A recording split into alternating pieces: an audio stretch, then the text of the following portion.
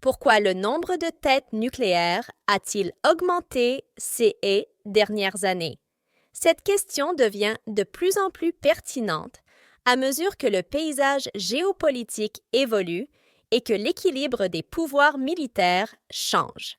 Dans cette discussion, nous explorerons quels pays ont dépensé le plus en arsenaux nucléaires et les implications de ces dépenses. Depuis le début du conflit en Ukraine, le président russe Vladimir Poutine a menacé à plusieurs reprises de recourir à l'arme nucléaire. Ce discours, associé à une augmentation significative des dépenses militaires des puissances nucléaires, a exacerbé les tensions mondiales.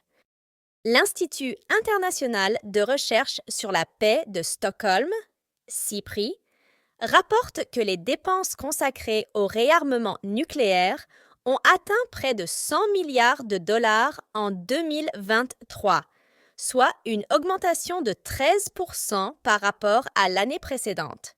Dans le même temps, les dépenses militaires mondiales se sont élevées à 2 443 milliards de dollars en 2023, soit une augmentation de 6,8% par rapport à 2022, soit l'augmentation annuelle la plus significative depuis 2009.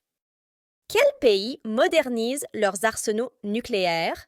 Selon le SIPRI, les 9 États nucléaires, les États-Unis, la Russie, le Royaume-Uni, la France, la Chine, l'Inde, le Pakistan, la Corée du Nord et Israël modernisent et étendent activement leurs capacités nucléaires. L'Inde, le Pakistan et la Corée du Nord cherchent à déployer davantage de têtes nucléaires sur leurs missiles balistiques, une capacité déjà établie par la Russie, la France, le Royaume-Uni, les États-Unis et la Chine. Ensemble, la Russie et les États-Unis détiennent près de 90% des armes nucléaires mondiales. Malgré cette domination, les stocks des deux pays sont restés relativement stables à 2033 unités, même si l'on estime que la Russie a augmenté ses ogives déployées d'environ 36 unités. La transparence concernant les forces nucléaires a diminué dans les deux pays depuis l'invasion de l'Ukraine par la Russie en février 2022. En plus de leurs stocks actifs, la Russie et les États-Unis possèdent chacun plus de 1200 ogives militaires retirées du service militaire et en attente de démantèlement. L'arsenal nucléaire chinois a également connu une croissance notable. Le SIPRI estime que les stocks chinois sont passés de 410 ogives en janvier 2023 à 500 en janvier 2024. Les analystes suggèrent que la Chine pourrait désormais déployer un petit nombre de têtes de missiles en temps de paix. En fonction de choix stratégique, la Chine pourrait égaler le nombre d'ICBM détenus par la Russie ou les États-Unis d'ici la fin de la décennie, même si le nombre total d'ogives nucléaires restera probablement inférieur. La Corée du Nord continue de donner la priorité à son programme nucléaire militaire comme élément central de sa stratégie de sécurité nationale.